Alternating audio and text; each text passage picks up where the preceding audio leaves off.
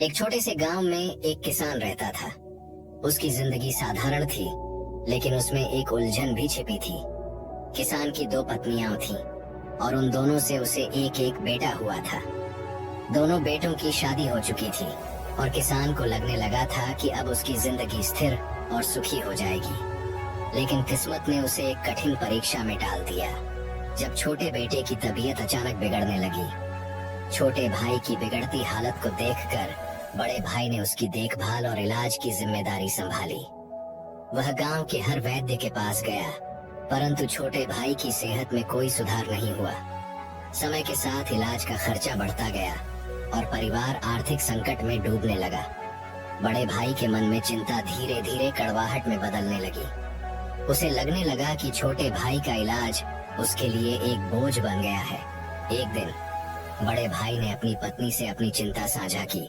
उसने कहा, अगर छोटा भाई मर जाए तो हमें उसके इलाज के लिए पैसे खर्च नहीं करने पड़ेंगे।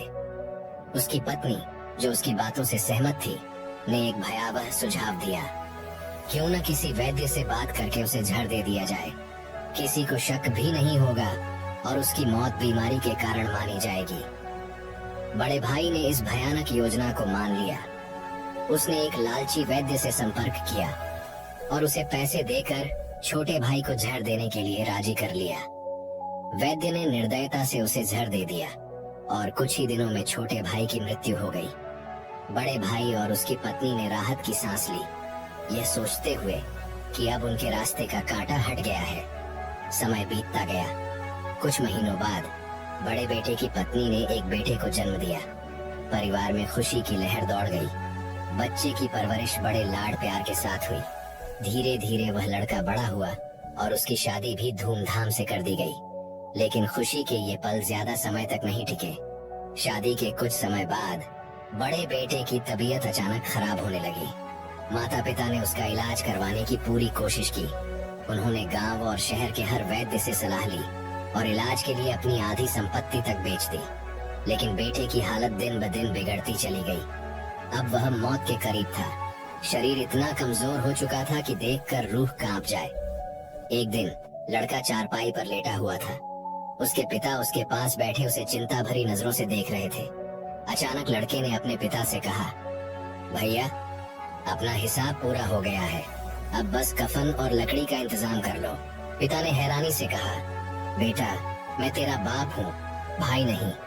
लड़के ने दुख भरी आवाज में कहा, पिताजी, मैं आपका वही भाई हूँ जिसे आपने जहर देकर मरवा दिया था।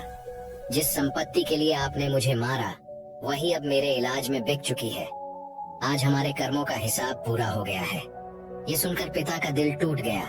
वह जमीन पर गिरकर फूट फूट कर रोने लगे। उन्होंने कांपती आवाज में कहा, मेरा तो सब कुछ खत्म हो गया। मैंने जो बोया था वही आज काट रहा हूँ।